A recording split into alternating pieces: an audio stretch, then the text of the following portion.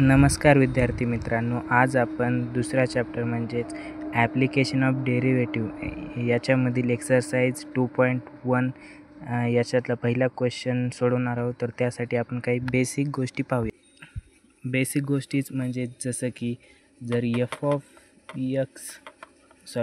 y is equal to f(x) असेल आणि हे जर कंटिन्यूअस फंक्शन असेल तर मग dy/dx at point x1, y1 is equal to m असते आणि m बरोबर काय असते?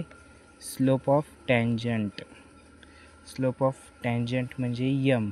आणि याचबरोबर जर आपल्याला नॉर्मलचा स्लोप काढायचा असला तर नॉर्मल टँजंटला परपेंडिक्युलर असते, त्याच्यामुळं m' is equal to -1/m असं आपण लिहू शकतो.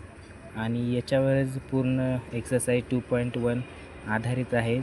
आणि जर आपल्याला इक्वेशन काढायचं असेल, इक्वेशन ऑफ टँजंट, तर ते असतं बघा y-y1 is equal to m x x-1. आणि जर इक्वेशन ऑफ नॉर्मल काढायचं असेल तर असतं y-y1 इज इक्वल टू mच्या ऐवजी m' असतं, m' x x-1. तर चला आपण आता एक्सरसाइज 2.1 पाहूया. चला तर आपण पाहणार आहोत क्वेश्चन नंबर फर्स्टमधला पहिला question. y is equal to x² + 2e⁻x + 2 at 0, y. ह्या x1 आणि y1च्या किमती आहेत 0, y.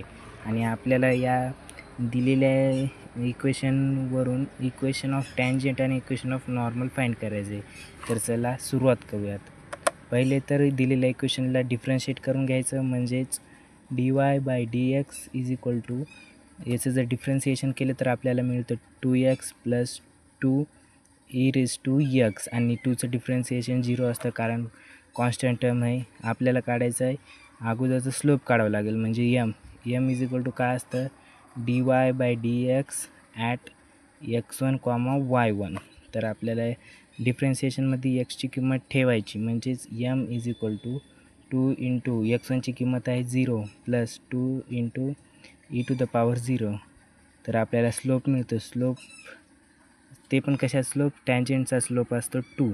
तर आता या टँजंटच्या स्लोपवरून आपल्याला स्लोप ऑफ नॉर्मल पण काढता येते. m' is equal to -1/2. तर दोन्ही स्लोप आपल्याला मिळालेले आहेत. तर आपण आता फाइंड करूत इक्वेशन. चला तर इक्वेशन ऑफ टँजंट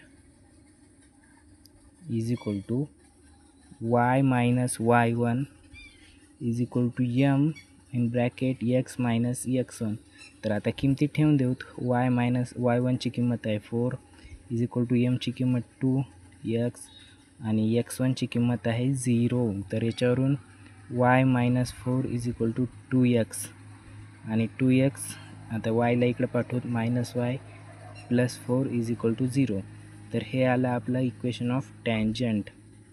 पहा आता त्याचप्रमाणे आपण काढणार आहोत equation of normal. Equation of normal काय असते? y-y1 is equal to m'. लक्षात ठेवा m' x x-1. तर आता याच्यात पण किमती ठेवतो. y-4 is equal to m' किंमत काय आहे? -1/2 आणि ब्रॅकेटमध्ये x x1ची किंमत आहे 0. या 2ला पाठवूत इकडं, तर हे होईल 2y - 8 is equal to -x. -xला इकडं आणायचं, तर हे होईल +x + 2y - 8 is equal to 0. तर हे झालं इक्वेशन ऑफ नॉर्मल. तर या प्रश्नाचं सोल्युशन मिळालेलं आहे. पाहू नेक्स्ट क्वेश्चन.